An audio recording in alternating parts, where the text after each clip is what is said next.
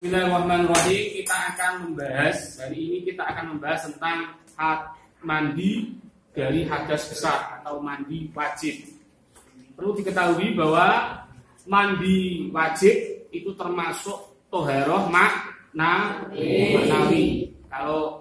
Kalau membersihkan najis itu toharoh hakiki, kalau mandi dan wudu itu adalah toharoh maknawi.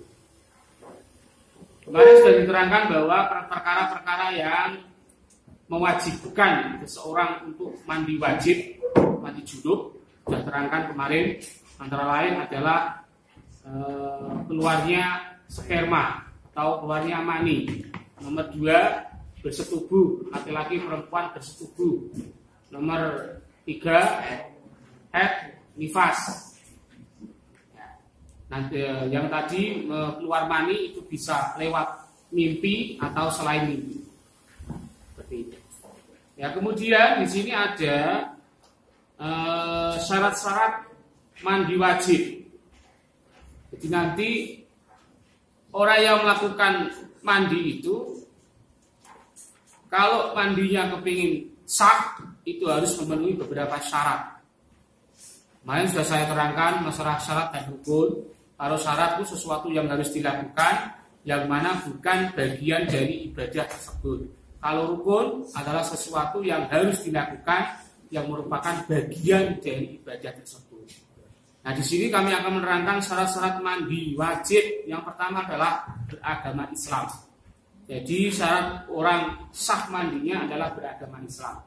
Maka bagi selain orang Islam tidak sah mandinya. Artinya apa? Artinya orang yang masuk Islam itu nanti dituntut untuk mandi besar. Artinya apa? Artinya gini, orang yang masuk Islam yang sudah dewasa tidak menuntut kemungkinan dia itu satu, mungkin pernah mimpi basah. Nomor 2, mungkin kalau punya istri jelas mungkin pernah berkumpul atau berjima dengan istrinya. Kalau perempuan jelas dia itu pernah haid. Bahkan ketika sudah melahirkan dia pernah nifas. Otomatis selama dia menjadi orang non Islam atau kafir, pastinya dia menanggung hadas besar. Ya. Maka dari itu bagi seorang yang kafir ingin masuk Islam, selain dia disunnahkan mandi sunnah, mandi masuk Islam, dia juga nanti diwajibkan mandi besar. Karena apa? Mandi besar ketika ingin sholat, ini melakukan sesuatu yang memang diharuskan suci dari hadas besar, maka dia wajib mandi besar.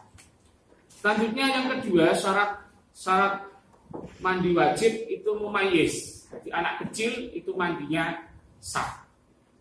Mumayyiz itu kemarin saya sudah menerangkan. Mumayyiz itu apa? Yaitu batas usia anak yang mana dia itu bisa makan minum sendiri, cebok sendiri, bisa membedakan baik dan kemudian dengan menggunakan air mutlak.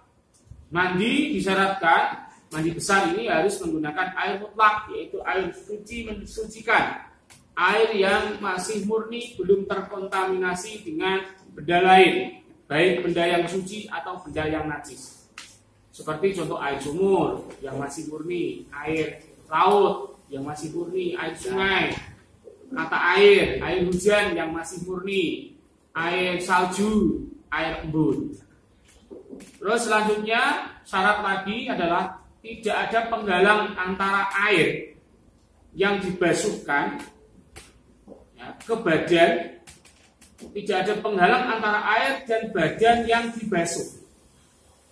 Tidak ada penghalang. Contoh semisal tidak ada cat, tidak ada tinta, tidak ada oli, tidak ada minyak yang mana menyebabkan penghambat sampainya air kepada benda. Namun apabila ada sesuatu itu tadi ketika menghambat antara air dan sampainya anggota badan, itu terasa berat untuk dihilangkan atau sulit dihilangkan, kecuali dengan mengelupas kulit atau menyetrika, maka hukumnya tidak apa-apa ada penggalan tersebut, dimakruh hukumnya, karena memang kesulitan untuk menghilangkan benda tadi yang menghalangi. Semisal tato, nah ini tato kan menghilangkan dengan cara dilaser, nggak punya uang untuk melaser tato tersebut, atau menghilangkan dengan cara dilupas dengan setrika, itu kan menyakitkan, maka tidak apa-apa. Ada yang punya tatoan untuk mandi besar atau wudhu tidak apa-apa, tidak masalah. Kalau dia sudah mampu punya uang untuk menghilangkan, dia hilangkan kalau punya uang. Adapun mentato awalnya hukumnya haram karena jelas menyakiti badan. Terus selanjutnya tidak dalam keadaan haid dan nifas. Memang orang yang masih dalam keadaan haid atau nifas tidak diperkenankan mandi, karena mandinya sia-sia. Bahkan ketika dia menyengaja melakukan tersebut, hukumnya dosa. Dinamakan dengan talaub fil ibadah. Talaub itu artinya bermain-main dengan ibadah. Karena mandi atau wudhu itu merupakan ritual ibadah, maka tidak diperkenankan sembarangan bermain-main. Selanjutnya rukun mandi. Rukun mandi ini tadi adalah suatu yang dilakukan merupakan bagian dari ibadah tersebut. Nah, rukun mandi ini yang pertama adalah niat. Ya, niat di dalam hati, bukan di mulut. Niatnya bagaimana? Kalau dalam bukunya itu nawaitul husna lirafil hadasil akbari fardhan lillahi ta'ala, atau bisa menggunakan nawaitul husna al wajiba fardhan lillahi ta'ala. Nawaitul husna al wajiba lillahi ta'ala. Bisa seperti itu. Nah, niat ini itu nanti bersamaan dengan basuhan pertama kali ketika mandi. Maka tidak cukup ketika niat itu dilakukan sebelum membasuh anggota badan, tidak cukup. Atau juga nanti niat ada basuhan dilakukan sebelum niat, juga tidak dihitung nanti basuhan. Maka harus bersamaan dengan pertama kali basuhan, bebas manapun anggota badan manapun yang dibasuh, pertama kali dilakukan bersama niat, itulah pertama kali basuhan yang dilakukan. Yang selanjutnya adalah meratakan air ke seluruh tubuh, mulai dari ujung rambut sampai ujung kaki. Jadi diratakan semuanya, baik lubang-lubang yang ada di dalam tubuh yang mana nampak ketika berhadapan dengan orang lain. Misal telinga, mulut yang kelihatan, kemung, terus hidung yang kelihatan gak dalam, terus pada pusat, terus dubur itu jalan belakang kalian, itu juga harus dibasuh. Karena apa? Karena pas ketika kamu itu jongkok kelihatan. Ya. Begitu juga bagi seorang wanita, dia ketika meratakan semua badannya, maka diwajibkan dia jongkok. Maka seorang wanita kalau mandi dia tidak jongkok, dipastikan tidak sah karena tidak merata. Kok bisa? Karena seorang wanita itu ada salah satu anggota tubuh yang mana ketika dia jongkok itu kelihatan, tapi ketika berdiri tidak kelihatan. Apa itu? Ya, farjinya seorang perempuan. Vaginanya itu kan seperti itu. Ketika kamu jongkok kelihatan petotok, bahasa Jawa ini. Tapi ketika berdiri nggak kelihatan, kelihatannya cuma di luar saja. Maka di situ kalau kepengen sah mandinya harus dengan jongkok, terus dibasuh dengan air. Selanjutnya ini rukun, ini satu pendapat, ada yang menambahi yaitu menghilangkan najis apabila ada di badan. Ini satu pendapat. Tapi memang aturan seperti itu. Ketika ada najis sebelum mandi, sebaiknya najis itu dihilangkan dulu. Itu, ya. Terus selanjutnya sunah-sunah mandi. Ada kesunahan-kesunahan yang sebaiknya dilakukan ketika mandi, yaitu pertama membaca basmalah. Dibaca basmalah, Terus kalau bisa sebelum mandi wudu dulu, hukumnya juga sunnah. Bahkan ketika wudu itu tidak batal, kamu setelah mandi kok pengen sholat tidak usah wudu, nggak apa-apa. Ada yang mengatakan seperti itu. Ya, semisal apa, kamu wudu terus mandinya kamu nggak nyentuh barang kamu, nggak menyentuh kelamin kamu atau dubur kamu, maka tidak batal kan otomatis. Nah, maka tidak ketika sudah wudu kamu selesai mandi besar langsung sholat nggak apa-apa, nggak usah wudu nggak apa-apa. Meskipun wudunya sunnah. Kemudian menggosok-gosok seluruh badan dengan tangan, gosok tangan dengan tangan atau dengan spons atau dengan apalah ya, seperti beranjang gitu ya. Biasanya cewek-cewek itu, ibu, mbak-mbak itu pakai apa itu? Nah, itu biasanya pakai beranjang gitu. Namanya apa? Busa ya, bisa. Terus mendahulukan anggota badan yang kanan kemudian yang kiri. Ini kalau memang anggotanya itu berpasangan. Kalau tidak berpasangan ya nggak disilakan kiri atau kanan. Seperti kepala, ini kan satu tok. Maka yang berpasangan itu apa? Tangan, kanan dan kiri. Berturut-turut. Ini juga kesunahan. Karena memang mandi itu sebenarnya boleh jeda. Maka berturut-turut ini hukumnya sunnah, terus berkesinambungan terus. Ya itu adalah hukumnya sunnah. Sebab mandi itu boleh dijeda. Semisal saya contohkan, kalian malam pas jam 10 mimpi basah.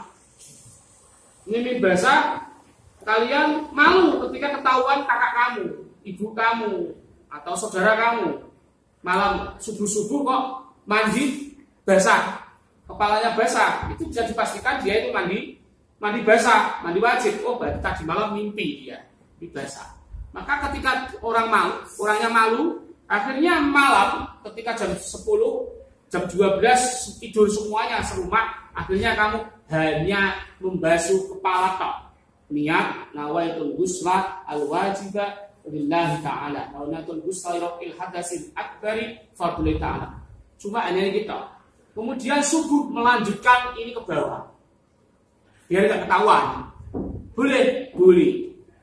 Nah, boleh asalkan tidak melakukan hal-hal yang membatalkan atau yang menyebabkan mandi lagi. Atau melakukan hal yang menyebabkan mandi lagi, ya berarti mulai dari awal niat lagi dan basuh awal. Semisal apa? Kamu sudah niat basuh kepala, malamnya mimpi basah lagi. Nanduk, wah mimpi basah lagi ya, berarti subuhnya yuk mandinya semuanya lengkap, harus dari awal. Dan kalau nanti itu mandinya kamu cicil, berarti kamu belum boleh melakukan sesuatu yang yang diharamkan ketika punya hadas besar. Jadi misal apa? Baca Quran belum boleh, sholat belum boleh. Ya. Terus kemudian pelaksanaan tata cara urutan mandi wajib, seperti tadi membersihkan kotoran, kemudian membasuh kedua tangan kayak pas nalikane wudu, terus mencuci kubul-kubul dibersihkan, karena memang biasanya mandi besar itu kaitannya dengan apa? Dengan kubul-kubul. Misal apa? Mandi basah, kubul-kubul, terus nifas kubul-kubul, terus jima kubul-kubul. Nah, hubungannya dengan itu. Makanya biasanya ada kotorannya. Itu dibasuh. Kemudian berwudu tadi sudah, kemudian terakhir menyiram semua anggota badan dengan air. Kemudian yang terakhir itu adalah berdoa. Doanya seperti hanya setelah wudu. Asyhadu an la ilaha illallah wahdahu la syarika lah wa asyhadu anna Muhammadan abduhu rasuluh. Allahumma ij'alna tawwabina waj'alni mutahhirin waj'alni min ibadikas sholihin. Itu terkait tentang mandi. Terus mandi secara hukum dibagi ada 3. Mandi wajib, jadi mandi junub, mandi hadas besar. Ada mandi sunnah. Mandi sunnah itu ya seperti mandi Jumat, mandi sholat Id, Idul Fitri, Idul Adha, mandi ketika mau tawaf, mandi ketika habis sembuh dari gila, mandi ketika masuk Islam. Itu sunnah hukumnya. Nah, ada yang mandi mubah. Mandi mubah adalah mandinya kalian yang pagi dan sore.